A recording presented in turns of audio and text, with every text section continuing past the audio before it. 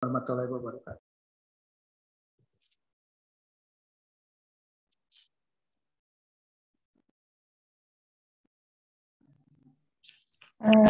Assalamualaikum Bu Eli, sudah hadir? Sudah. Waalaikumsalam Boleh dites dulu suaranya. Waalaikumsalam warahmatullahi wabarakatuh. Baik, kita mulai saja ya. Di 13.31 ini sudah lebih 1 menit, tidak apa-apa, mungkin sambil biasanya suka bertambah terus partisipannya seiring dengan banyaknya agenda mungkin ya Bu ya di siang hari. Ya, baik. Bismillahirrahmanirrahim. Assalamualaikum warahmatullahi wabarakatuh. Ya, selamat siang, salam sejahtera untuk kita semua. Selamat datang di acara online seminar FEB Telkom University series ke-49. Alhamdulillah ya, sudah series ke-49 tidak terasa. Yang terhormat Ibu Ratri Wahyuningtyas selaku Dekan FEB beserta jajarannya, juga para kakak yang selalu turut mendukung ya kesuksesan acara ini.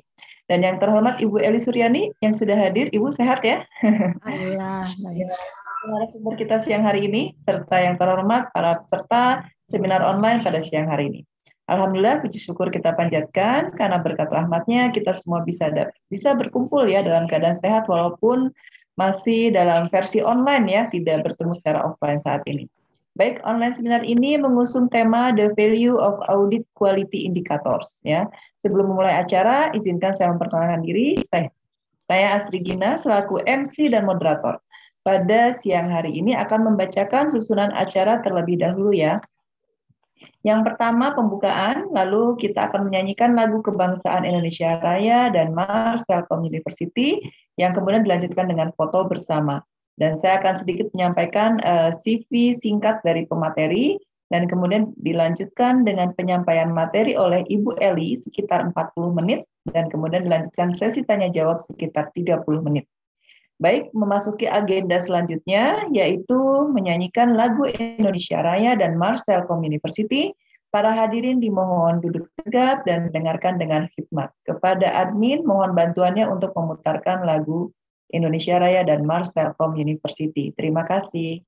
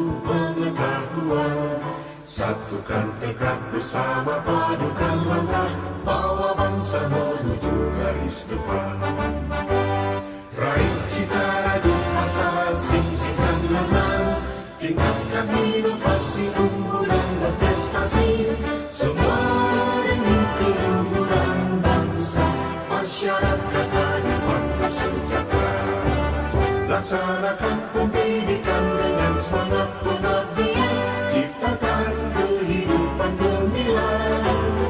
Telkom University, kebanggaan Pertiwi, maju dengan karya, berperan bagi bangsa, bagi Indonesia, bagi dunia.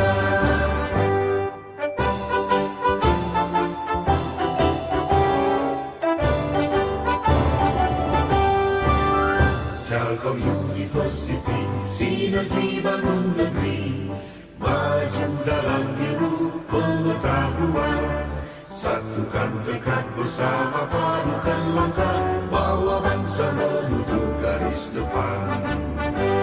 Raih cita rajut asa, sing-singkan lengan, inovasi unggul dan berprestasi, semua demi keluhuran bangsa, masyarakat adil makmur sejahtera. Laksanakan pendidikan dengan semangat pengabdian, ciptakan kehidupan gemilang.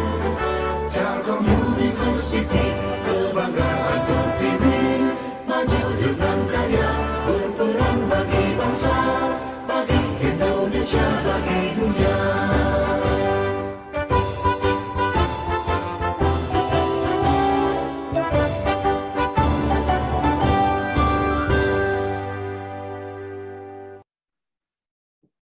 Baik, terima kasih. Sebelum kita melanjutkan acara, izinkan kami mendokumentasikan dulu ya Bapak Ibu. Mohon yang hadir untuk membuka kameranya dan admin akan memberikan aba-aba ya, Mas Irwan ya. Oke. Ya, mangga Bu. Oke, Bapak Ibu, untuk screen pertama 1, 2, 3. Selanjutnya 1, 2, 3. Baik, terima kasih. Selesai, Bu. Ya, terima kasih Mas Irwan. Baik, saya akan membacakan dulu sekilas dari CV Ibu Eli Suryani. Ya, beliau lulus program masternya dari bidang ilmu ekonomi dan akuntansi, program Pascasarjana Universitas Padjadjaran pada tahun 2004. Saat ini sedang menyelesaikan program doktornya di Doktor Ilmu Akuntansi Universitas Padjadjaran. Mudah-mudahan segera selesai ya Bu, kami doakan. Ibu Eli juga fokus mengajar, meneliti, dan pengabdian masyarakat ya di bidang akuntansi keuangan. Beliau juga bergabung menjadi dosen FEB itu sejak 2010 sebagai dosen LB terlebih dahulu ya, lalu menjadi dosen tetapnya pada tahun 2019. Selain itu, Ibu Eli juga dalam 5 tahun terakhir mengikuti pelatihan dan sertifikasi sebagai berikut, yaitu Certified Public Accountant of Indonesia, lalu mengikuti program pekerti berbasis KKNI, lalu Diklat Pemeriksa Keuangan Negara BPKRI Jakarta, dan pelatihan Fraud Auditing 1 dan 2, dan pelatihan ujian Certified Forensic Auditor. Ya. Jadi dari pelatihan yang diikutinya sudah terlihat bahwa beliau sangat expert di bidang ini ya. Baik, selanjutnya memasuki acara inti, pemaparan materi oleh Ibu Eli. Kepada Ibu Eli sudah siap, Bu? Siap, insya Allah. Baik, saya alokasikan waktunya 40 menit ya, Bu. Nanti mohon izin saya mengingatkan di 5 menit terakhir. Mangga, Ibu. Silakan. Baik, terima kasih Ibu Astri. Izin share screen. Mangga, Bu, mangga.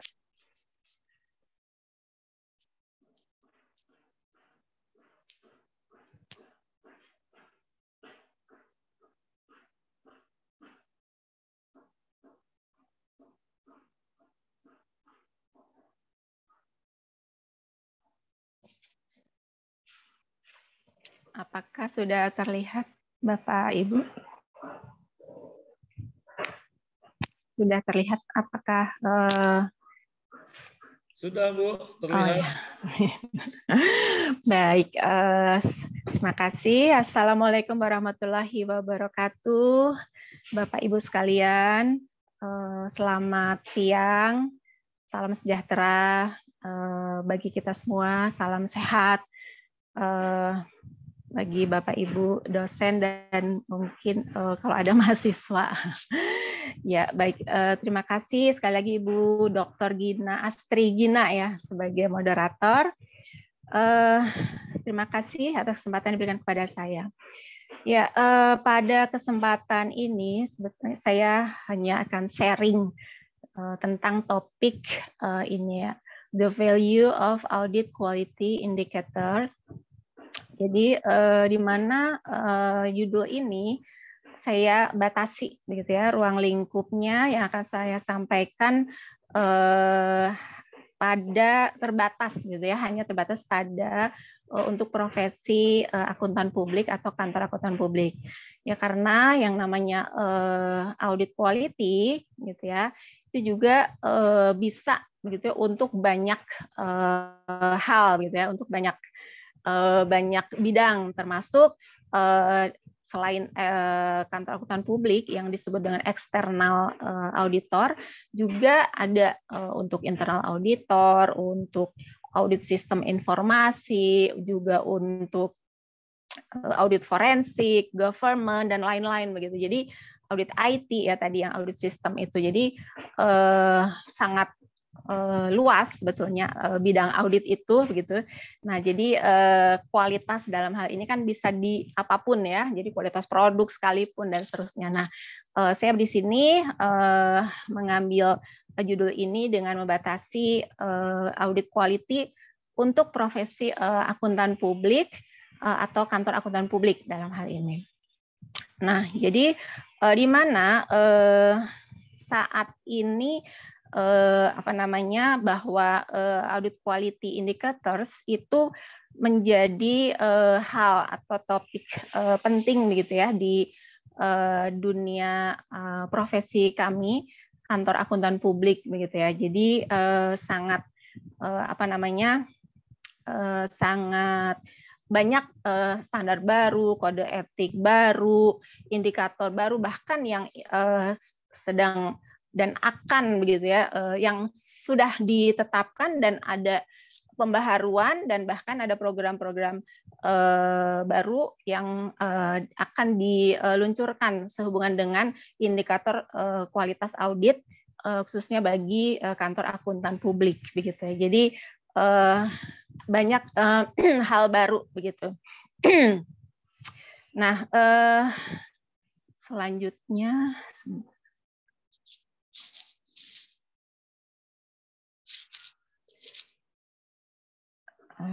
kenapa nggak bisa ya? Oh ya, baik. Nah, adapun materi pembahasan yang akan saya sampaikan di sini saya batasi dahulu dengan pendahuluan, latar belakang dan kemudian framework for audit quality itu sendiri, latar belakang tujuan dan manfaat dari audit quality yang akan yang ada atau disiapkan oleh IAPI ya, Institut Akuntan Publik Indonesia, kemudian definisi indikator dari audit quality itu sendiri, indikatornya apa saja, laporan transparansi. Nah, di sini untuk audit quality dan penutup. Ya. Nah,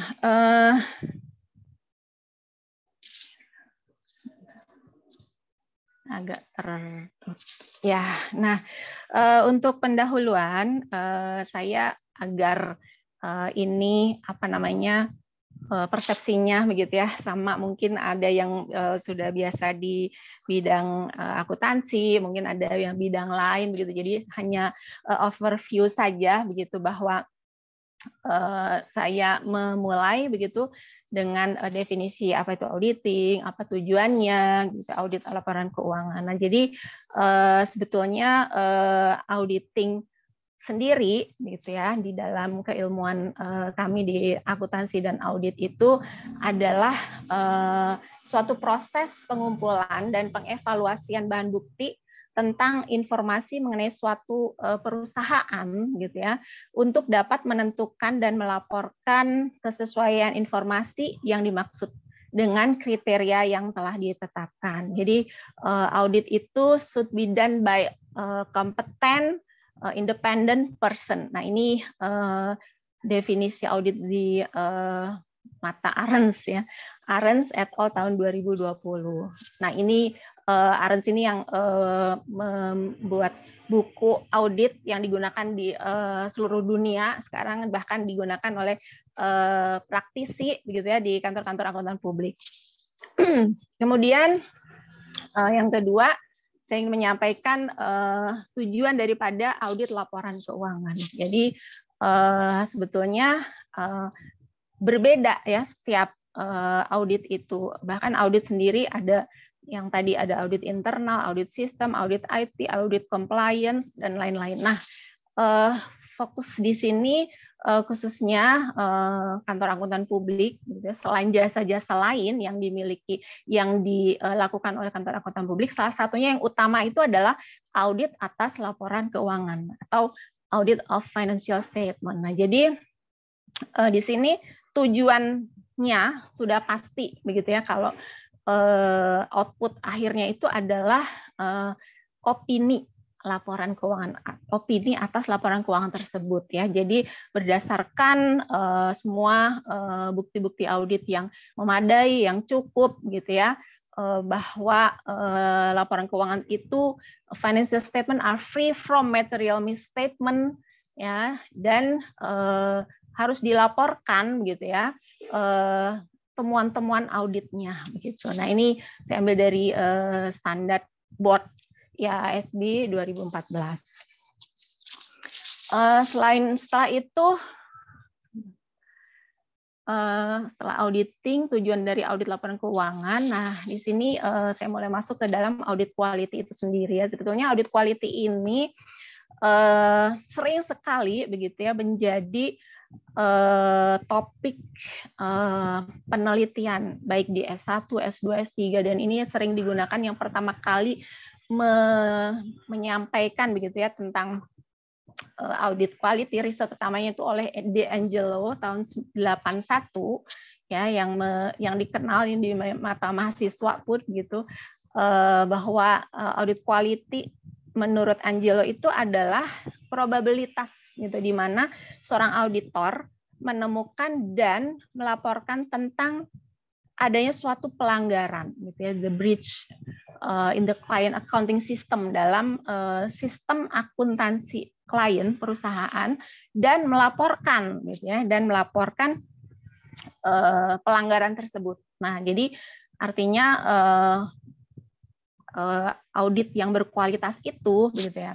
Jadi bisa mendetek, kemudian melaporkan pelanggaran-pelanggaran termasuk kecurangan-kecurangan seperti dari sistem akuntansi klien ya, perusahaan yang diaudit tersebut, dan melaporkannya tentu saja. Nah, itu yang terkenal sampai sekarang di Angelo 1981. Yang berikutnya ini saya ambil dari KPMG, sebenarnya banyak sekali dan definisi audit quality dan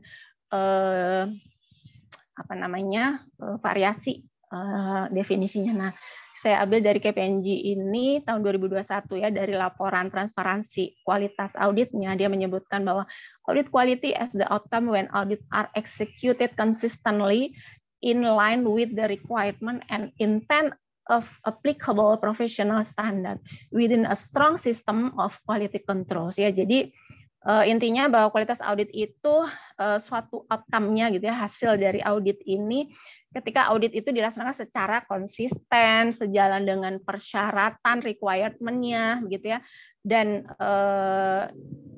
standar profesionalnya applicable ya, dapat dan diaplikasikan sesuai dengan profesional standarnya begitu ya, dengan yang berlaku gitu ya dalam sistem kontrol kualitas yang kuat gitu ya, strong system of quality controls ya. Jadi ini yang saya definisi begitu ya, untuk mengintroduce ya, bahwa inilah kualitas audit yang dimaksud dalam topik saya. Nah, di sini saya ingin menyampaikan masih pendahuluan ya. Jadi kenapa bahwa audit quality itu harus begitu ya, harus ada gitu ya. Jadi landasan hukumnya kenapa harus ada audit quality, kemudian harus ada pemeriksaan terhadap kualitas audit, ya, ada laporan, begitu ya, harus dilaporkan kualitas audit tersebut. Jadi ini sebetulnya dasarnya yang berwenang dalam mengaudit kualitas itu sebetulnya adalah P2PK atau PPPK gitu ya. Jadi dasar landasan hukumnya P2PK atau Pusat Pembinaan Profesi Keuangan, itu di bawah, ada di bawah Kementerian Keuangan. Ya, jadi dia bagian inilah atau pusat inilah yang mempunyai kewenangan begitu ya untuk melakukan atau menilai, memeriksa semua fungsi dari profesi, begitu ya, profesi keuangan. Di sini salah satunya profesi keuangan itu adalah akuntan publik atau kantor akuntan publik. Nah, jadi banyak sekali begitu ya aturannya, landasan hukumnya dari undang-undangnya. Ada nomor 5 tahun 2011 tentang akuntan publik, kemudian ada peraturan pemerintahnya tentang Komite Profesi Akuntan Publik, praktik akuntan publik begitu ya dari PP nomor 84 20, kemudian PMK-nya gitu ya. Jadi peraturan Menteri Keuangannya gitu ya. Jadi PMK 18621 2021, PMK 1555 tahun 2017 tentang 2021 tentang pembinaan dan pengawasan akuntan publik. Kemudian banyak peraturan pemerintah, peraturan menteri yang mendasari untuk dilakukan untuk pengawasan kantor akuntan publik. Dalam hal ini kualitasnya gitu ya. Nah, selain itu surat edaran, turun lagi ke surat edaran Kepala P2PK gitu ya, pedoman penerapan PMPJ, panduan banyak, SE-nya banyak, kemudian keputusan Menteri, KMK-nya, rencana pemeriksaan tahunan. Ini kalau P2PK melakukan pemeriksaan terhadap kantor-kantor akuntan publik, ini dasarnya ini. Nah, jadi dan yang terakhir ini adalah landasan hukumnya standar profesional akuntan publik, pasti. Jadi di dalam standar profesional akuntan publik ini terdapat standar pengendalian mutu, masih nomor 1 di sini dalam hal ini, dan standar auditnya sendiri yang dikeluarkan oleh di dalam standar profesional akuntan publik yang dikeluarkan oleh kantor Institut Akuntan Publik Indonesia. Nah, nah, di sini seperti apa proses begitu ya yang dilakukan oleh P2PK dalam hal ini. P2PK itu tadi di sini saya jadikan pendahuluan. Kenapa? Karena terdapat temuan-temuan seperti itu ya. Terdapat temuan-temuan selama proses pembinaan atau pemeriksaan yang dilakukan oleh P2PK ya. Jadi di sini proses yang dilakukan oleh P2PK itu tujuan pemeriksaannya pasti menilai kepatuhan akuntan publik dan kantor akuntan publik terhadap undang-undang, PP, PMK, termasuk tadi standar profesional akuntan publik.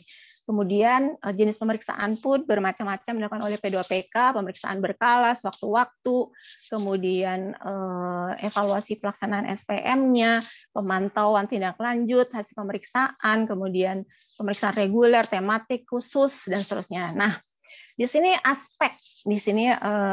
aspek apa yang diperiksa gitu oleh pembina gitu ya, atau P2PK ini. Jadi ada 2 aspek sebetulnya, aspek pemeriksaan administratif dan aspek pemeriksaan teknis. Nah, kalau administratif ini udah pasti administrasi dari pendirian KAP, akuntan publiknya atau partner-partnernya begitu ya, semuanya itu aspek administrasi umum ya, itu ada itu juga bagian daripada pemeriksaan. Nah, pengelolaannya gitu ya dari kantor akuntan publik itu gitu ya yang diperiksa oleh P2PK. Jadi aspek administrasi umum akuntan publik dan KHP-nya, terkait perpajakannya, keberadaan kertas kerjanya, bahkan kertas kerja audit nih. Kemudian dan ketentuan prinsip mengenali penggunaan jasa dan lainnya. Nah, di sini saya akan lebih detailnya ke aspek pemeriksaan teknis. Jadi selain aspek pemeriksaan administratif, ada aspek pemeriksaan teknis. Nah, disinilah yang dilakukan oleh P2PK untuk menilai kepatuhan dari akuntan publik dan kantor akuntan publik terhadap standar profesional akuntan publik itu. Jadi kepatuhannya, gitu ya. Lebih teknisnya masuk ke dalam aspek pemeriksaan teknis. Jadi SPM nomor 1 tadi, standar pengendalian mutu, kemudian pemeriksaan menilai kesesuaian ya, desain dan implementasi SPM KAP ya, sesuai dengan SPM nomor 1. Kemudian standar auditnya seperti apa, kepatuhannya terhadap standar audit ya dalam SPAP. Di sini menilai kepatuhan akuntan publiknya terhadap standar audit dari SPAP dalam pelaksanaan jasa profesional atas sampel yang ditentukan oleh tim pemeriksa. Nah, jadi inilah sebetulnya yang akan lebih saya jelas detailkan begitu ya, pemeriksaan dari sisi teknis. Teknis itu berarti SPM-nya ya dari aspek standar pengendalian mutu dan standar audit. Kalau administratif ya udah pastilah administrasinya ya, pendirian kantor akuntan publik dan lain-lainnya. Nah, sebelum masuk ke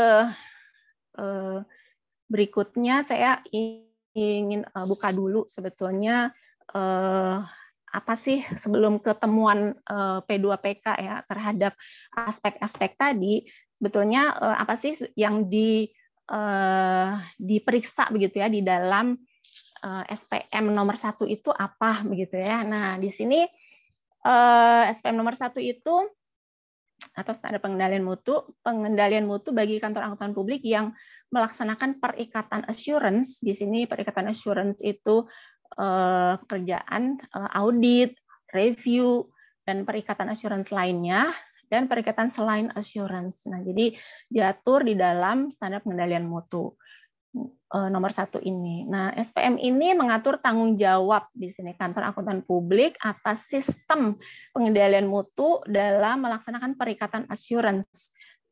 Jadi ya tadi audit, review, dan assurance lainnya. Nah, poin-poinnya atau unsur-unsur dalam sistem pengendalian mutu ini yang dinilai atau yang diperiksa oleh P2PK itu poin-poin ini ya. Jadi seperti apa unsur tanggung jawab kepemimpinan kantor akuntan publik atas mutu, ketentuan etika profesi yang berlaku, penerimaan dan keberlanjutan hubungan dengan klien dan perikatan tertentu, sumber daya manusianya, pelaksanaan perikatannya, dan pemantauannya. Jadi sebetulnya SPM ini ada di dalam standar ya, standar di SPAP gitu ya, di SPAP di dalam paling depan gitu ya, standar pengendalian mutu. Nah, unsur-unsur inilah sebetulnya yang harus dijalankan dan ada di dalam menjalankan profesi di kantor akuntan publik, ya, khususnya akuntan publiknya dan dalam kantor akuntan publiknya. Nah, unsur-unsur inilah yang dinilai gitu ya, diperiksa oleh P2PK. Nah, jadi itu sekelas SPM-nya. Kemudian, nah ini sebetulnya untuk sekilas saja tadi bahwa di dalam SPAP itu strukturnya itu seperti ini ya, struktur baru dalam standar profesional akuntan publik itu oleh Institut Akuntan Publik Indonesia dari 2013 sebetulnya sudah mengacu kepada international standard. Jadi sebetulnya SPAP ini tuh SPAP kita di Indonesia per 2013 itu sudah mengacu kepada standar internasional atau ISA disebutnya, International Standard on Auditing, yang dikeluarkan oleh IFAC atau standar boardnya tadi IASB ya. Nah, jadi di dalamnya ada di sini nih sebetulnya. Jadi ada kode etik, ada SPM 1 ini, kemudian kerangka untuk perikatan assurance ya. Jadi ada kerangkanya, di sini ada standar auditnya. Nah, ini yang menjadi poin yang tadi akan diperiksa. Kalau yang dilakukan adalah audit ya, audit atas laporan keuangan. Standar auditnya, standar perikatan review, standar perikatan assurance lainnya. Nah, jadi sekilas saja supaya tergambar gitu sebelum nanti temuan apa sih begitu yang ditemukan oleh P2PK begitu. Nah, jadi kemudian di dalam standar auditnya sendiri itu isinya ini sebetulnya. Jadi yang diperiksa itu apakah sudah memenuhi SA 200 dan seterusnya, 300-an, 400-an, 500-an, 600, 700, 800. Nah, ini banyak sekali isi standar audit ini begitu ya. Ya kalau dikelompokkan di sini sebetulnya yang kepala 200-an itu prinsip umum dan tanggung jawab. Kemudian dalam standar audit itu ada standar audit 300 dan 400-an itu tentang penilaian risiko dan respon terhadap risiko yang dinilai gitu ya. Salah saji itu seperti apa risk assessment dan responnya di sini SA 300. Bukti audit itu ada di standar 500-an. Jadi sangat banyak sekali SA 500 sekian begitu ya. Ini kalau auditor nggak akan juga hafal luar kepala ya. Saya sendiri tidak hafal luar kepala ini sebetulnya karena bentuknya berbuku-buku, jadi luar biasa banyak sekali. Jadi seperti kamus aja, kalau menemukan sesuatu kita buka begitu ya.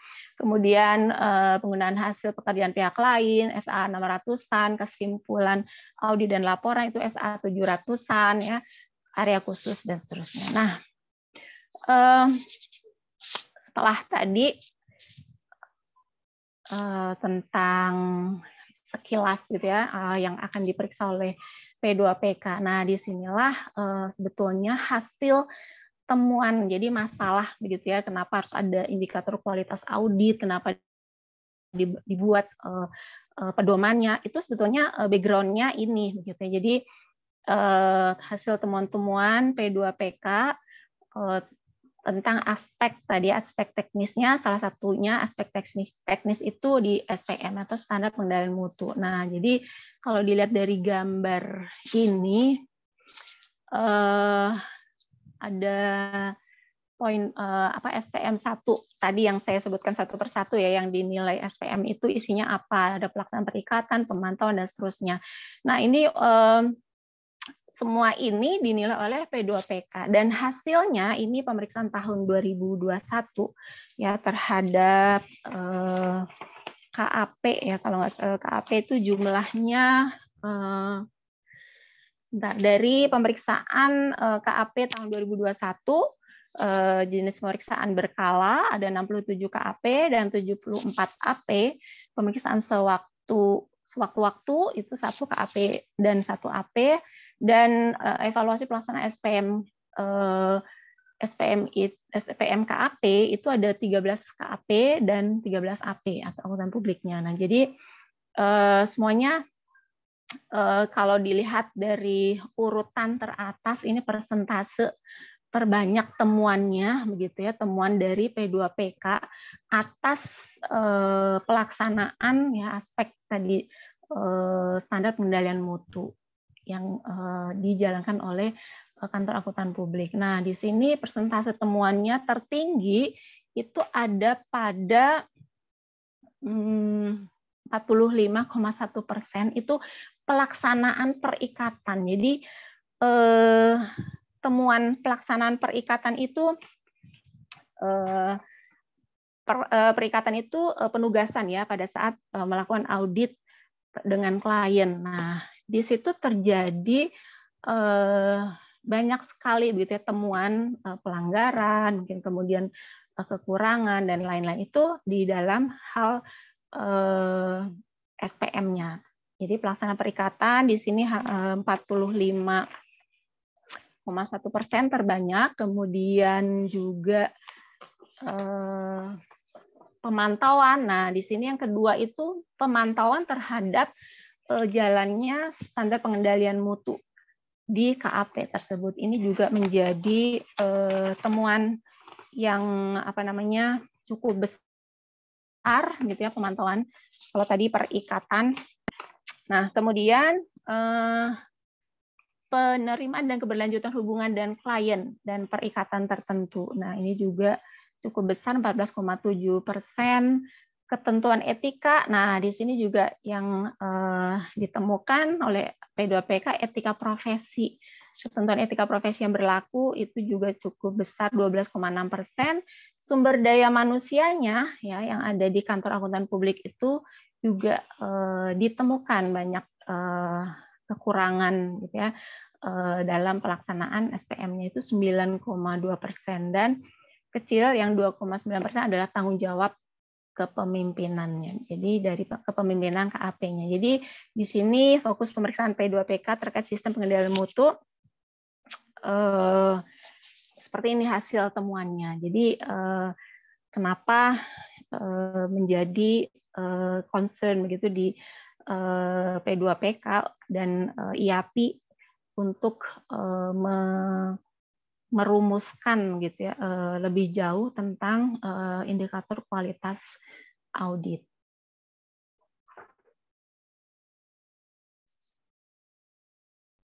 Nah, yang berikutnya ini juga mas temuan P2PK tadi dari aspek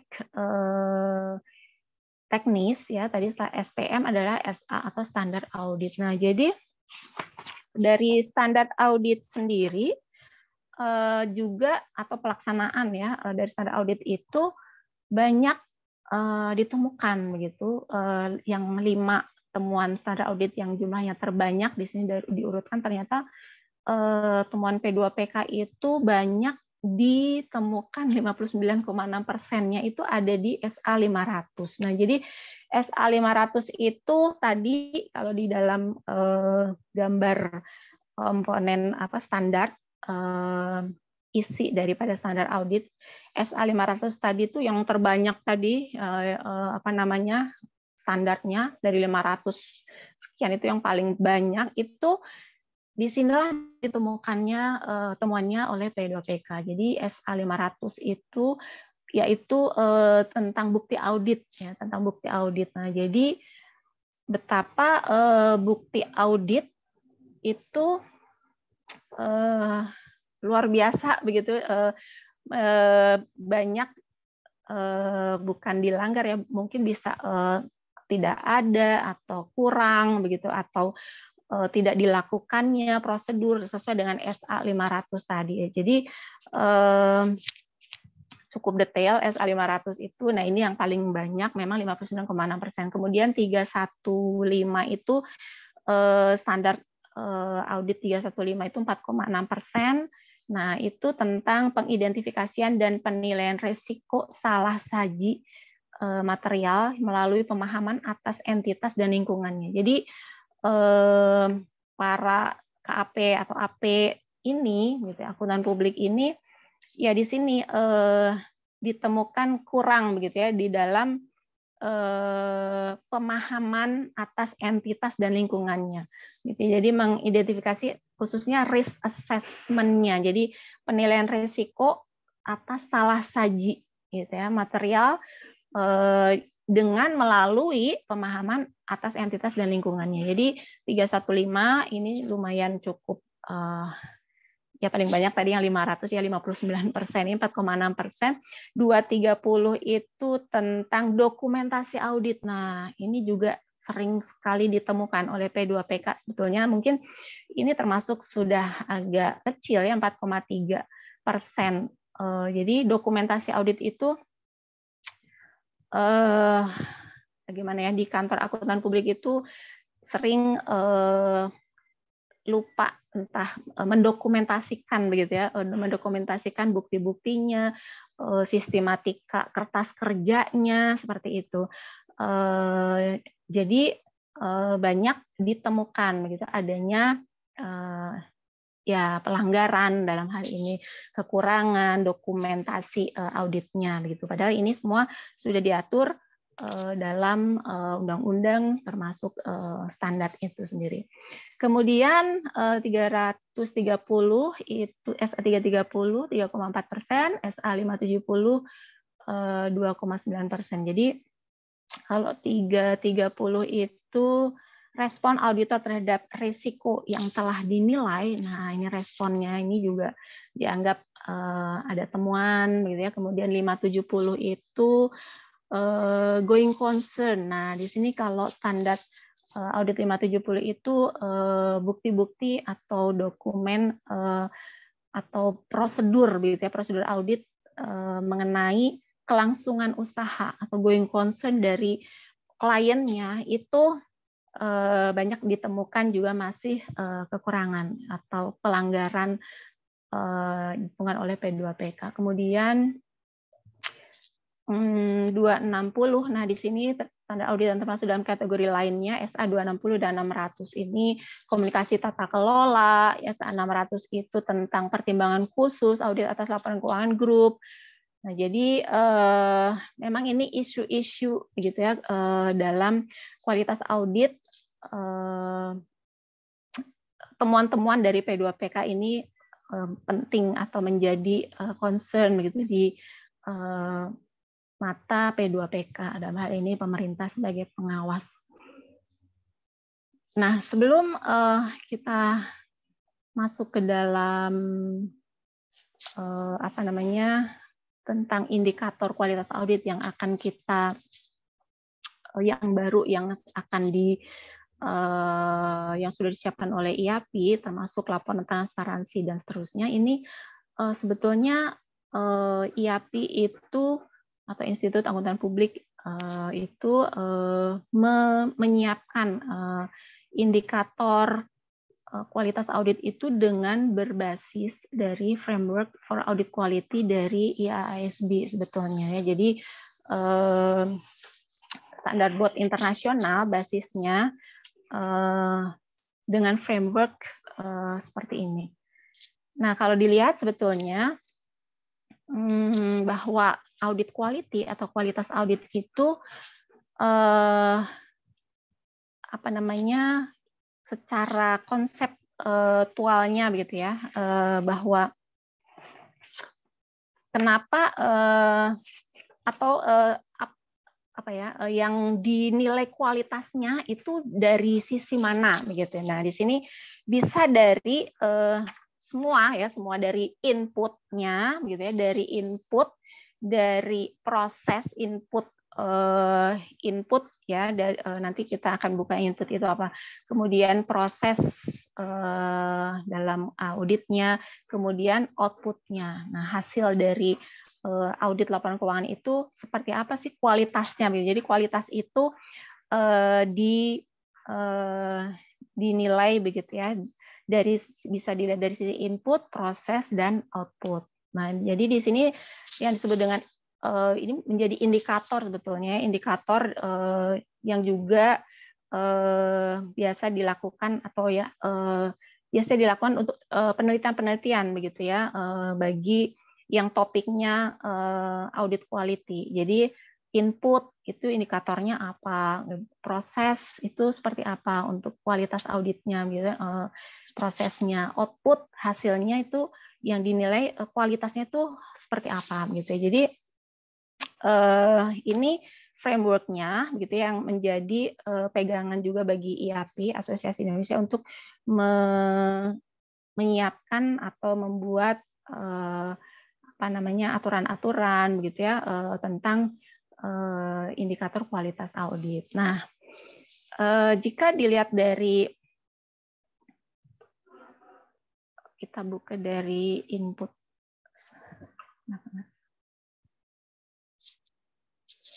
Nah, dari sisi input. Nah, jadi sebetulnya input itu apa sih begitu ya? Kualitas apa sih begitu dari input itu? Kalau mungkin kalau proses produksi ada input, proses, output. Berarti input itu mungkin bahan bakunya seperti itu kan.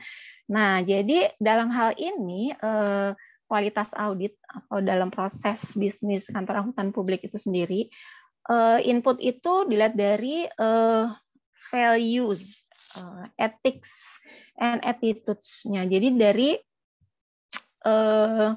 perilaku etika dari auditornya gitu ya. Jadi seperti apa dalam melaksanakan auditnya atau penugasannya. Nah, di sini bahkan dalam framework ini kualitas audit itu diklasifikasikan, framework ini diklasifikasikan per level gitu ya. Jadi seperti apa value, ethics and attitudes di level engagement, di level perikatan. Jadi perikatan itu di tingkat di lapangannya begitu ya. Jadi akuntan publiknya, partner dan sampai junior asistennya itu seperti apa value, ethics dan attitudes-nya seperti itu. Nah, jadi di sini yang diharapkan begitu ya, harusnya kualitasnya gitu. Nah, sesuai dengan tadi etik itu ada kode etiknya, perilakunya itu independen, objektif dan seterusnya. Jadi itu dari sisi di level perikatan atau engagement. Nah, kemudian di level firm. Nah, di sini level di tingkat firm itu di tingkat kantor akuntan publiknya gitu ya. Nah, ini di tingkat kantor akuntan publiknya itu seperti tata kelolanya begitu ya. Kemudian tadi sebetulnya di engagement level dan firm level itu sebetulnya terlihat begitu ada di dalam isi dari kode etik sebetulnya. Jadi di level penugasan harus memenuhi atribut, misalnya tim perikatan harus objektif, integrity, independent, professional competence, ya, due care, serta professional skepticism. Nah, itu semua sebetulnya ada di dalam unsur-unsur kode etik sebetulnya. Nah, jadi intinya kualitas input itu dari sisi auditornya, gitu ya, orangnya, gitu yang melakukan auditnya. Nah, kalau di tingkat firm, nah ini ya tata kelolanya sebetulnya. Jadi bahwa tata kelola governance-nya di KAP itu apakah mempunyai aturan gitu dalam hal value, ethics dan attitude seperti itu. Kemudian di level nasional, nah ini dari sisi regulator, kemudian asosiasi profesi, nah ini juga berperan begitu bahwa kualitas input ini harus didukung begitu dengan dari regulator ya tadi untuk mengeluarkan kode etik atau kemudian pemeriksaan oleh P2PK tadi itu salah satunya di level nasional. Jadi seperti itu kualitas audit dari sisi input termasuk knowledge, kemudian experience and time gitu ya. Jadi menjadi pengetahuan, pengalaman begitu ya, masa kerja dan seterusnya itu menjadi kualitas input gitu yang dinilai menjadi dari sisi inputnya. Kemudian kalau dari sisi proses, nah ini kualitas audit dilihat dari sisi prosesnya. Nah, di sini proses itu juga ada di semua level ya, di tingkat engagement, di tingkat firm, kantor akuntan publiknya dan nasionalnya itu juga berperan begitu ya dalam proses audit ya. Jadi audit proses and quality control procedures. Nah, di sini sebetulnya ya kalau didetailkan ya sebetulnya quality audit involve auditor applying in audit process and quality control procedure. Jadi harus comply with laws, regulation, and applicable standards, kemudian dan seterusnya. Jadi ini audit prosesnya gitu yang berkualitas, harus berkualitas, dan itu semua ada di dalam auditing standard gitu, di dalam dari firm level itu di aturannya. Jadi ada dokumen di dalam peraturannya gitu ya, di kantor akuntan publiknya secara nasional juga seperti itu, ada standar-standar board yang mengeluarkan standar untuk proses auditnya. Sementara dari sisi output, nah di sini kualitas audit itu outputnya itu yang berkualitas itu seperti apa gitu. Nah, jadi di sini outputnya itu yang dilihat auditors reports to users of audited financial statement ya. Jadi laporan auditnya sih sebetulnya, hasil auditnya itu kepada user ya atas laporan keuangan itu, kemudian ini di level engagement ya, kemudian apa namanya, laporannya to those charged with governance ya, terhadap tata kelola ya, para pejabat di atas ya yang bertanggung jawab terhadap tata kelola gitu ya. Kemudian report to management, audit report to financial and prudential regulator ya. Jadi itu yang dilihat kualitasnya gitu dari sisi outputnya. Kalau dari sisi firms and national level di sini, nah ini akan menjadi bahasan sebetulnya di from the audit firm ya. Jadi output dari hasil audit ini yang berkualitas itu harusnya begitu ya, di level audit firm itu membuat transparency report. Nah, jadi atau istilahnya yang ini nanti akan lebih detail disampaikan itu bahwa laporan atas kualitas auditnya begitu yang dilaporkan atau dipublish seperti itu ke apakah dilaporkan ke IAP atau kepada umum sebetulnya. Nah, ini yang menjadi concern di aturan kenapa ada indikator kualitas audit ya, transparency report.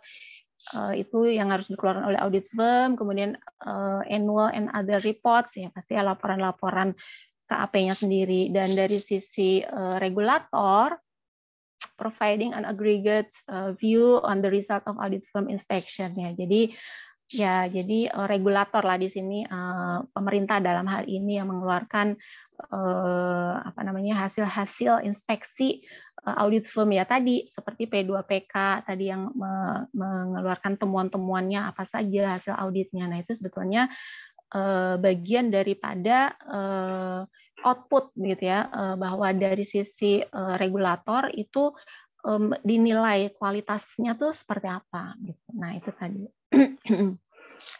Selanjutnya, nah di sini tadi kalau dari gambar yang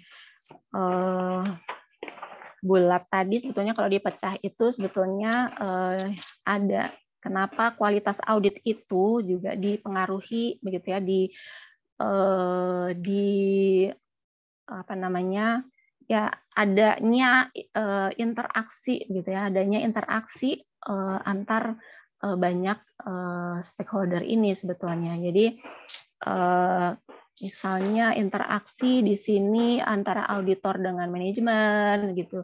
Ini sebetulnya ada apa ya detailnya ya. Jadi di framework ini itu bukunya tebal sebetulnya, sangat dalam begitu ya. Jadi sekilas saja. Jadi artinya ya bahwa seperti apa interaksi antara akuntan publik atau kantor akuntan publik itu dengan manajemen, harus seperti apa yang berkualitas itu gitu. Kemudian kepada dengan users ya, klien berarti ya pengguna laporan keuangan, laporan audit tadi, those charged with governance tadi ya, pihak-pihak yang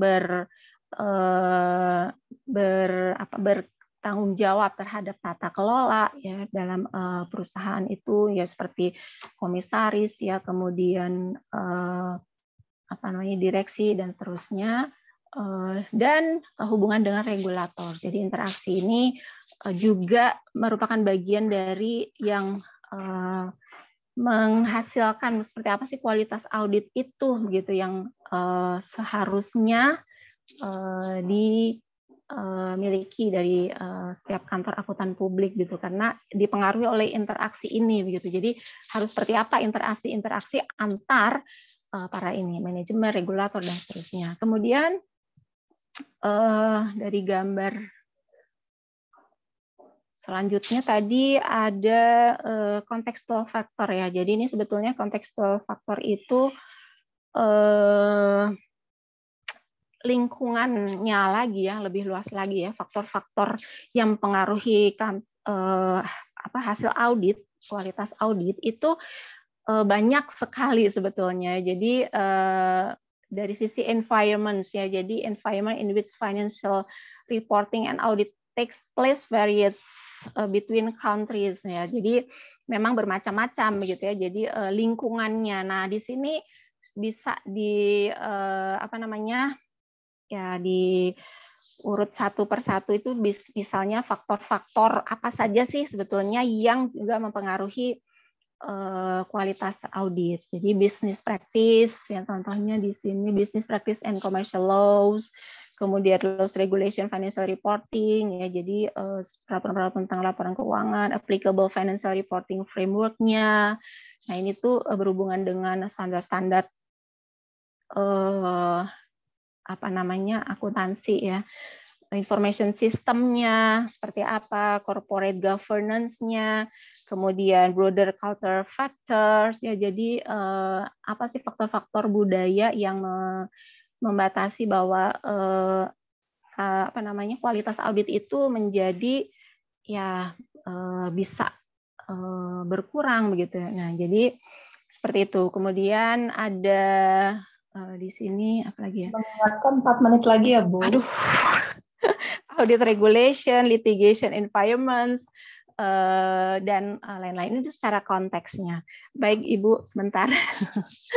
Nah, di sini jadi yang ingin saya dari dasar framework tadi, kenapa kantor akuntan publik, Institut Akuntan Publik Indonesia itu ingin menegaskan kembali gitu ya indikator-indikator kualitas audit itu seperti apa gitu. Jadi bahkan di SPM sendiri itu baru global besarnya, sementara indikatornya sendiri belum tidak didetailkan. Nah, sekarang sudah didetailkan di dalam aturan di surat keputusan ya Dewan Pengurus itu ada nomor 4 tahun 2018. Nah, jadi itu yang mendasari sebetulnya. Jadi kenapa menjadi penting begitu ya dimunculkannya indikator kualitas audit. Jadi akuntan publik mempunyai peran penting dalam peningkatan kualitas dan kredibilitas informasi keuangan atau laporan keuangan, kemudian juga dalam rangka meningkatkan kepercayaan publik terhadap praktik profesi akuntan publik. Jadi maka dipandang perlu menetapkan faktor-faktor atau indikator yang mempengaruhi kualitas audit pada kantor akuntan publik dan mengkomunikasikannya. Nah ini yang mengkomunikasikannya ini yang belum ada di Indonesia itu belum wajib begitu istilahnya. Nah, di sini tujuannya ada ya tadi sebetulnya umum saja meningkatkan kualitas jasa audit melalui penetapan indikator kualitas audit yang relevan pada level KAP di Indonesia, menentukan bentuk komunikasi yang tepat terhadap indikator tersebut kepada para pemangku kepentingan. Nah, manfaatnya udah jelas ya. Jadi sebagai untuk pengguna jasa akuntan publik, akuntan publiknya dalam rangka meningkatkan kualitas jasa assurance-nya, KAP-nya, kantornya dalam meningkatkan kualitas tata kelola dan sistem pengendalian mutunya, kemudian regulator ya dalam rangka mendorong peningkatan kualitas informasi keuangan dan masyarakat umum yang memerlukan informasi tentang KAP. Nah, jadi dalam hal ini ada panduan indikator kualitas audit itu isinya indikator kunci gitu ya yang memungkinkan suatu audit yang berkualitas dilaksanakan secara konsisten oleh akuntan publik melalui kantor akuntan publiknya. Jadi yang kedua nanti di panduan itu ada laporan transparansi indikator kualitas audit. Nah, ini yang sebetulnya ingin saya angkat begitu ya di sini untuk bisa dijadikan kalau ada transparansi atau laporan transparansi ini akan lebih mudah bagi peneliti-peneliti khususnya yang topiknya tentang kualitas audit. Nah, di sini bisa dilihat dari laporannya dan saat ini belum ada kalau di Indonesia begitu. Mungkin baru Big Four karena dari KAP Big Four itu internasional dari internasionalnya memang diwajibkan. Nah, selain itu KAP-nya tidak ada. Nah, jadi ini sebetulnya indikator ini yang saya harapkan sebetulnya bagi mahasiswa skripsi gitu ya. Jadi dalam meneliti topik kualitas audit itu ini belum banyak yang menggunakan indikator ini begitu. Jadi yang disiapkan oleh IAPI sebetulnya dari 2018 tapi sudah menjadi sekarang yang harus menjadi laporan transparansi tadi. Belum harus, tapi masih sukarela. Nah, jadi poin-poin ini yang sebetulnya bisa dijadikan juga jadi indikator utama begitu dalam penelitian begitu dalam hal ini ya bagi yang topiknya kualitas audit gitu. Nah, kompetensi auditor, etika dan independensi auditor, penggunaan waktu personil kunci perikatan, pengendalian mutu perikatan, hasil review mutu atau inspeksi pihak eksternal dan internal rentang kendali perikatan, kemudian organisasi dan tata kelola KAP, serta kebijakan imbalan jasa. Nah, jadi sebetulnya dari 8 indikator ini yang diturunkan sebetulnya ke dalam indikator-indikator yang lebih real gitu, yang bisa dihitung seperti ini. Nah, jadi jika ini sebetulnya bisa dipublish atau sudah menjadi transparansi yang wajib di negara kita, ini rasanya enak sekali begitu melihat atau meneliti begitu ya seperti apa sih kualitas audit yang dilakukan oleh kantor-kantor akuntan publik di Indonesia. Jadi kompetensi auditor itu indikatornya rasio jumlah auditor yang memiliki sertifikasi profesi. Jadi ini tuh sebetulnya juga dibuat untuk selain untuk kantor akuntan publik sendiri juga bagi perguruan tinggi seperti itu. Jadi di dalam mendidik begitu ya fakultas atau jurusan khususnya untuk menjadi auditor ya di sini. Nah, atau sertifikasi yang kompetensinya yang harus dimiliki oleh lulusan akuntansi terutama. Nah, jadi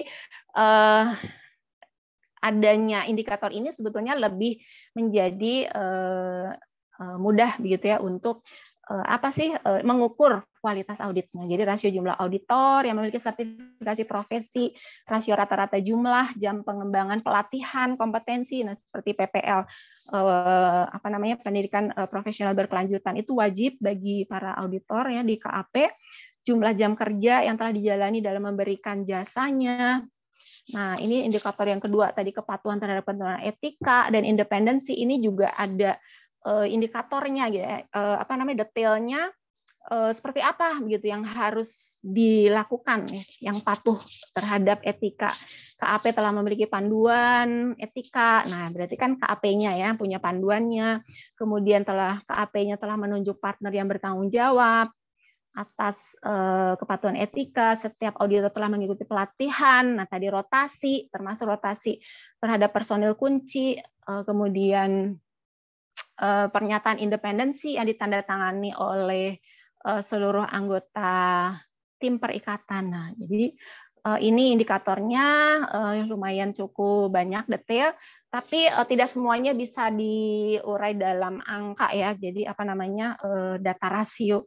Jadi ada yang harus melalui kuesioner seperti itu ya. Jadi penggunaan waktu personil kunci, rasio penggunaan waktu. Nah, ini juga ada catatannya seperti apa setiap personilnya itu menjalankan perikatan ya. Auditnya rasio jumlah waktu.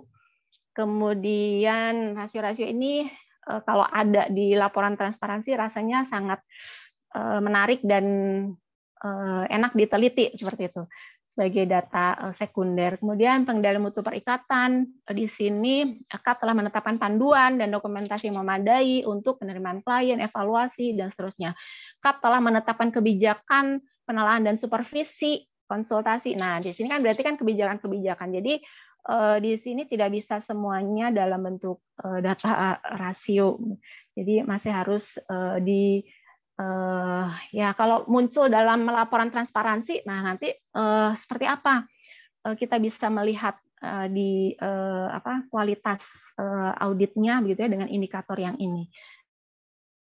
Kemudian hasil review mutu ya inspeksi eksternal dan internal yang tadi oleh P2PK gitu ya, IAPI, kemudian P2PK, kemudian dari SPM 1 juga diwajib inspeksi terhadap kertas kerja, kelemahan dan temuan dari monitoring dan inspeksi internal itu dievaluasi untuk ditentukan tindak lanjut yang memadai. Jadi ini poin-poin indikator dari kualitas audit untuk menilai hasil review mutu dan inspeksi pihak eksternal.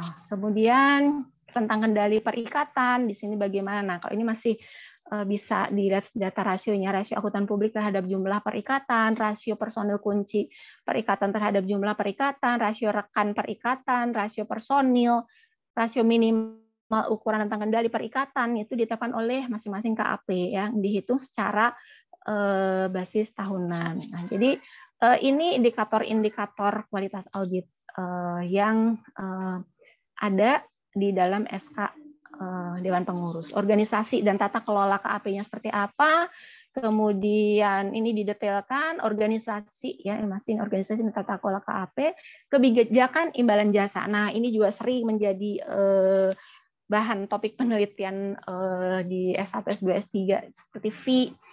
AP itu menetapkan kebijakan tarif imbalan jasa bagi auditor ya yang memadai yang berlaku bagi internal KAP untuk melaksanakan perikatan. Jadi ini pun diatur ada oleh IAPI, tapi diaturnya juga tidak dalam jumlah rupiah ya, tapi hanya sebatas tidak boleh mengurangi kualitas seperti itu. Kemudian komunikasi indikator. Nah ini yang tadi bagaimana sih kualitas audit indikator itu dilaporkan atau dikomunikasikan. Nah, di sini KAP itu dapat menerbitkan laporan transparansi indikator kualitas audit. Nah, ini yang belum bersifat wajib di Indonesia, jadi masih bersifat sukarela. Jadi bukan merupakan kewajiban. Nah, jadi yang di indikator kualitas audit itu yang dikomunikasikan gitu ya, kepada pengguna jasa, regulator, instansi pemerintah, komite audit dan pihak lain yang relevan.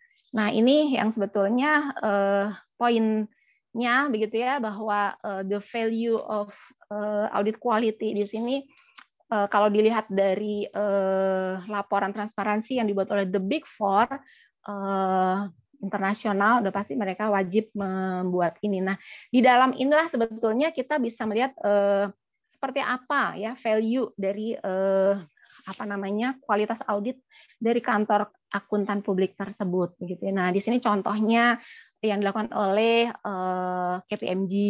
Nah, saya hanya menggambarkan sedikit seperti ini di dalamnya begitu ya. Jadi dijelaskan begitu profil personal auditnya seperti apa, jumlahnya gitu ya. Kemudian rasio-rasionya, partnernya gitu ya, senior manajernya. Nah, ini betul-betul digambarkan seperti membuat annual report laporan keuangan di Bursa Efek. Nah, inilah kalau transparansi kualitas audit seperti itu yang dilakukan oleh kantor akuntan publik. Contoh ini sudah selesai. Ya, jadi contoh-contohnya trainingnya itu dibuka semua di laporan transparansi. Jadi jam training masing-masing auditornya, termasuk program review itu dilakukan oleh ada berapa persen partner yang di review. Nah, jadi seperti itu barangkali Ibu, maaf kalau agak panjang. Ya betul, mungkin karena bahannya banyak ya Bu, jadi kan materinya pasti disampaikan tidak bisa dalam 40 menit ya. Iya betul. Ya, ini iya betul. Kuliah kali ya Bu ya. Iya betul. Jadi sebetulnya kualitas audit ini kalau di kurikulum pun tidak dijelaskan untuk mahasiswa S1 sebetulnya. Jadi memang saya tadinya berharap ini, tapi sering digunakan sebagai topik penelitian, masalahnya seperti itu. Jadi indikator, kemudian semua isi tentang kualitas audit ini sering dijadikan penelitian, baik S1, S2, S3 gitu Bu. Jadi itu saya ingin mengangkat itu. Baik, terima kasih Ibu. Terima kasih Bu Eli kepada Bapak Ibu. Mangga dipersilahkan yang ingin bertanya langsung barangkali atau lewat chat. Saya lihat di chat apakah sudah ada ini. Oh, ini ada mahasiswa ya, Mas. Linda, Mbak atau Ibu, mohon maaf nih ya. Saya mau nanya Bu, ternyata banyak temuan atau pelanggaran mengenai KAP itu sendiri. Apakah itu akan mempengaruhi kualitas laporan audit klien, katanya Bu. Bagaimana Bu? Silahkan. Jadi sering apa tadi ada melihat temuan? Ada di chat, di chatnya Oh ada. iya ya di chat ya sebentar. Oke, di sini oleh Pelanggaran Ibu mengenai Melinda ya. Banyak temuan, ternyata banyak temuan atau pelanggaran mengenai KPO yang tadi, yang saya jelaskan tadi mungkin ya. Apakah itu akan mempengaruhi kualitas laporan audit klien? Ya, ya jadi kalau tadi temuan-temuan P2PK begitu ya, temuan-temuannya banyak sekali.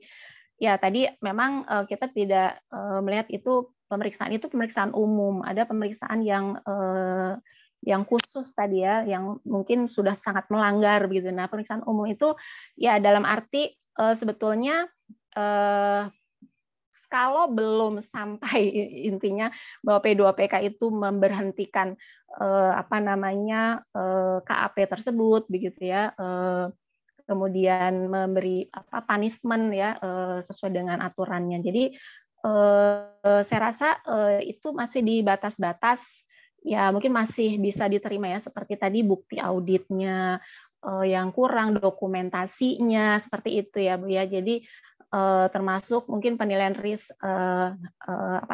risiko salah saji material ya tentu saja pasti mengurangi ya kualitasnya. Jadi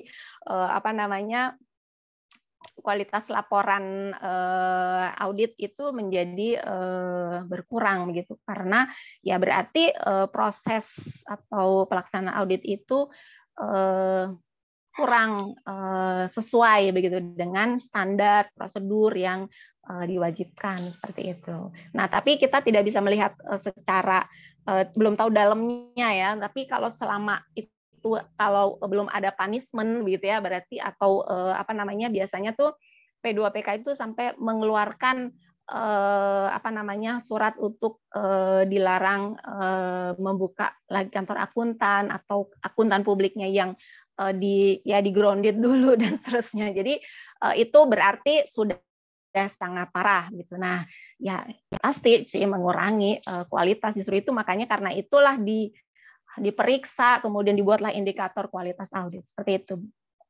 Ya. Baik, terima kasih. Semoga sudah cukup menjawab ya.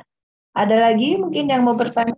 Mungkin Ibu berdasarkan pengalaman pernah mengaudit di mana, bisa share temuannya apa? Mungkin boleh cerita yang paling umum. Kan kalau tadi Ibu mengatakan temuan-temuan pakai kode-kode ya, mungkin ada beberapa yang pesertanya itu apaan sih gitu ya. Secara ya, bahasanya mungkin. Itu sebetulnya kode-kode itu kode standar sih sebetulnya, kode standar audit nomor sekian itu tentang apa begitu. Nah, saya sendiri sebetulnya kalau pengalaman saya sebagai auditor pernah menjadi saya menjadi auditor itu pernah diaudit juga oleh P2PK, pekerjaan saya begitu ya. Itu luar biasa stresnya begitu ya. Ya tadi misalnya semua buktinya, bahkan kertas kerja kita itu diperiksa ulang. Jadi kalau hitungan itu dihitung ulang sama P2PK. Jadi kebayang mereka itu semua prosedur yang sudah kami lakukan, hitungannya di Excel termasuk di software itu sama mereka tuh diulang begitu ya.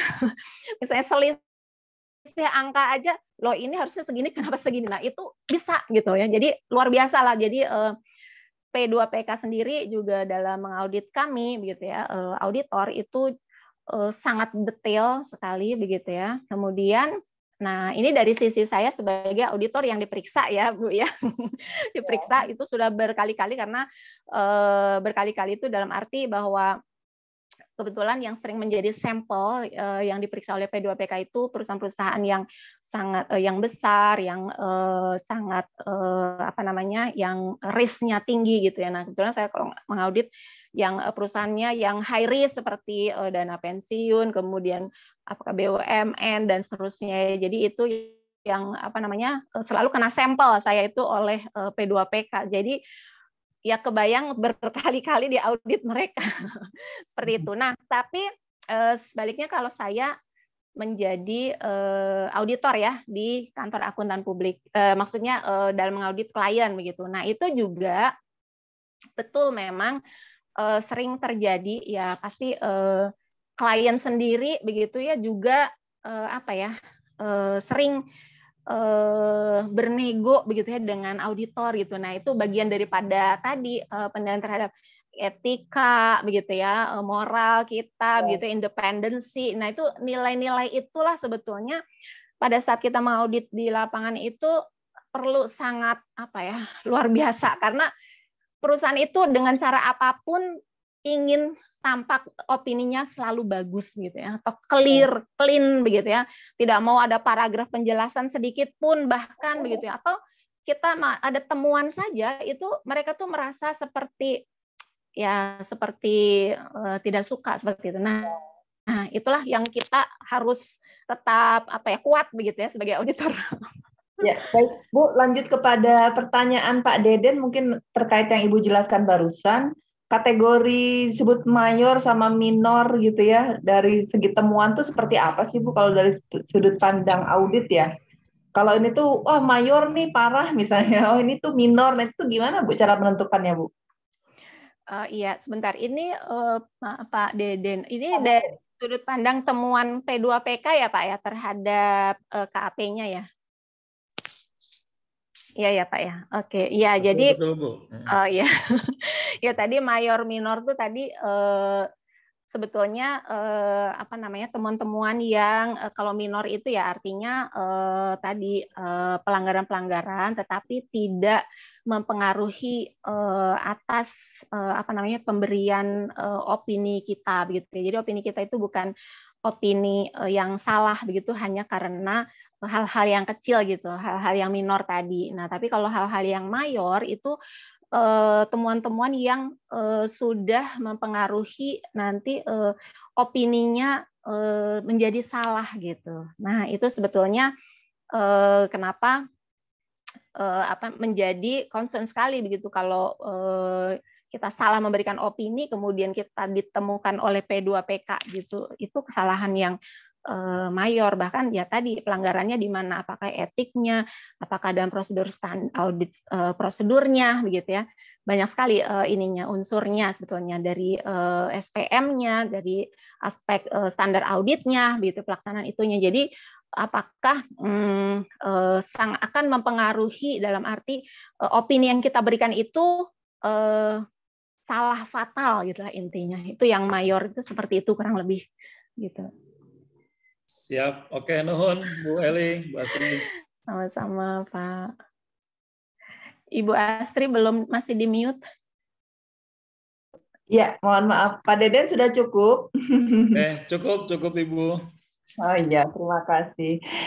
Baik Bu, lanjut. Mungkin ini pertanyaan terakhir ya, di 10 menit terakhir.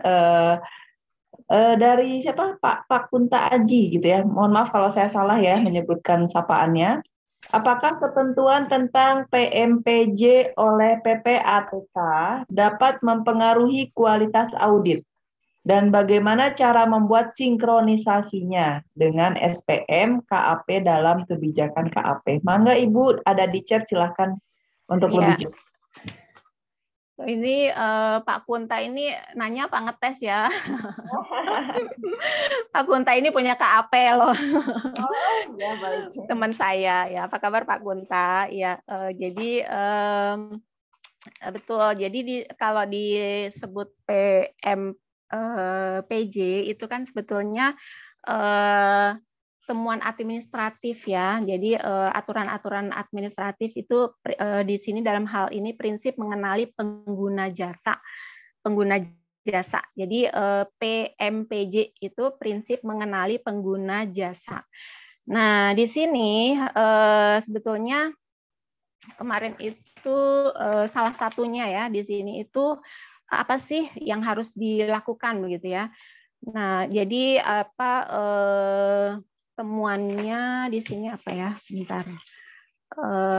Salah satu unsurnya begitu adalah tadi laporan kepada PPATK gitu ya. PPATK seperti apa klien atau pengguna jasa kita gitu. Kalau kita melihat gitu ada transaksi-transaksi yang gitu yang tadi yang tidak diperkenankan oleh PPATK gitu. Nah, itu ada di dalam temuan prinsip mengenali pengguna jasa. Nah, di sini apakah dapat mempengaruhi kualitas audit? Ya, jadi sebetulnya ini tuh sebetulnya bagian daripada prosedur kita itu seolah-olah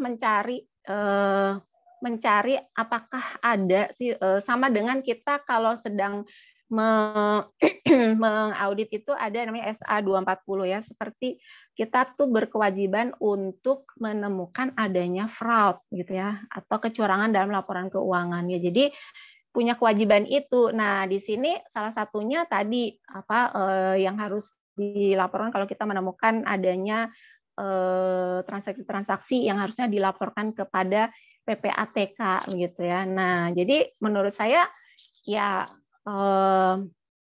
berpengaruh begitu terhadap kualitas audit gitu kalau kita menjadi tidak mau melaporkan begitu ya, kemudian sama dengan kita menjalankan prosedur untuk memeriksa adanya fraud atau tidak. Nah, sebetulnya kan ke sana PPATK itu gitu ya. Jadi kalau mensinkronisasi dengan SPM, nah di sini berarti seperti apa standar pengendalian mutu atau sistem pengendalian mutu yang harus didesain begitu ya. Di sini dalam hal ini bisa dalam desain ya. Desain yang harus ada di dalam kantor akuntan publik itu yang mengadop begitu ya tentang PMPJ ini ya. Nah, itu ya jadi ada sebetulnya ada gitu yang harus dilakukan seperti menyusun prosedur pemantauan pengawasan PMPJ, prosedur penerimaan dan pelatihan pegawai, begitu ya, dan sebagainya. Ini juga bagian dari teman-teman yang ada di PPPK tadi, P2PK. Tadi cuman saya tidak saya detailkan ya di sini. Tadi sebetulnya saya membatasi PMPJ karena ini administratif sebetulnya, Bu. Tapi tentu saja bagian dari yang mempengaruhi kualitas audit. Jadi harus juga didesain lah, ada dalam desain standar pengendalian mutunya di kantor akuntan publik seperti itu. Oke, baik Ibu. Terima kasih penjelasannya, semoga cukup ya buat Pak Kunta Aji. Baik, ada lagi? Apakah mungkin ada satu pertanyaan lagi sebelum ditutup? Jika ada yang mau ditanyakan kembali kepada narasumber kita, apakah ada? Tidak ada, di chat sudah habis. Baik, jika tidak ada lagi yang bertanya, sesi siang ini akan saya coba simpulkan ya. Apa yang sudah dipaparkan dari Ibu Eli Suryani ini berbicara di bidang audit ini yang Ibu bilang banyak ya, luas gitu. Dan Ibu fokus di sini di profesi akuntan publik. Di mana Ibu tadi mengatakan bahwa audit itu harus dilakukan oleh yang kompeten ya dan independent person ya supaya bisa menjaga nilai-nilai kepatutan yang memang seharusnya dijaga yang sudah diatur di dalam peraturannya. Dan tadi undang-undangnya banyak sekali ya Ibu, saya tidak bisa menot satu-satu. Saya lihat contekan juga bacanya lama Ibu ya. Saya juga nggak hafal, Bu. Harus lihat. Banyak sekali, jadi mohon maaf tidak bisa saya simpulkan, namun saya bisa menot di sini ada unsur-unsur auditingnya ya, ada prinsipnya, penilaian resikonya, bukti audit, penggunaan hasil, ada kesimpulan dan area khusus ya. Lalu di sini juga Ibu mengatakan tentang audit quality secara konseptual ya, IPO, input, proses, output ya, di mana masing-masing ada kriterianya. Dan tentunya itu nanti akan menentukan kepada kualitas dari reportnya juga ya, nanti yang akan diberikan kepada pihak-pihak yang berkepentingan di tata kelola ya. Tadi kalau tidak salah ada 4 ya di sana ya, yang Ibu sebutkan, ada user, ada manajer.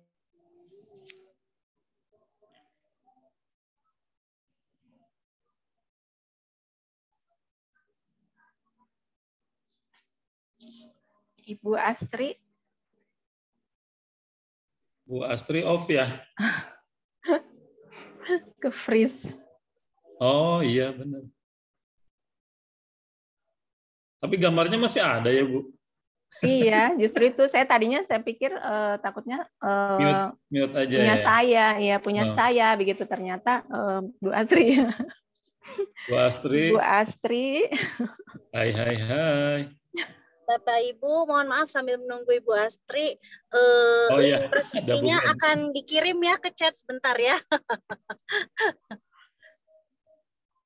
Oh ini apa presensinya ya tadi Iya, ya? untuk feedback Oh. ya. Nanti mohon panitia ya, ada mungkin Pak Irwan atau Pak Haris, mohon untuk dikirimkan ke chat ya. Makasih. Sambil menunggu. Sepertinya iya Bu Astri sudah terlempar apa ya? Belum masuk Kayaknya lagi lagi. masuk lagi nih, nggak tahu nih. Iya. Ada. Ya, mohon maaf ini Oh, ganti ada device. sedikit error. Iya, baik, terima kasih ya. Mohon maaf tadi sedikit ada lag di internetnya. Ya, ditunggu update-nya ya setiap 2 minggu seminar online ini. Dan saya ucapkan terima kasih banyak ya kepada narasumber. Ibu, punten ya ada sedikit kendala dan seluruh peserta yang hadir. Terima kasih juga tidak lupa kepada seluruh panitia yang bekerja keras untuk terselenggaranya seminar online ini ya. Saya mewakili panitia ya, hatur nuhun, menyampaikan mohon maaf atas ada salah kata atau hilaf. Assalamualaikum warahmatullahi wabarakatuh. Salam sehat untuk semuanya. Jangan lupa mengisi link ya Bapak Ibu ya. Terima kasih. Siap, Terima kasih, sama-sama. Bu. Sukses. Assalamualaikum. Nuhun Bu Eli, Bu Astri, Terima kasih Bu Pak. Wil, Mohon maaf kalau ada Bu kekurangan. Eli, ya. Hatur nuhun Bu Eli. Sama. Bu Eli, hatur Astri, nuhun. nuhun. Sama-sama. Sukses. Kandidat dokternya selesai. Amin. Amin Pak. Feedback.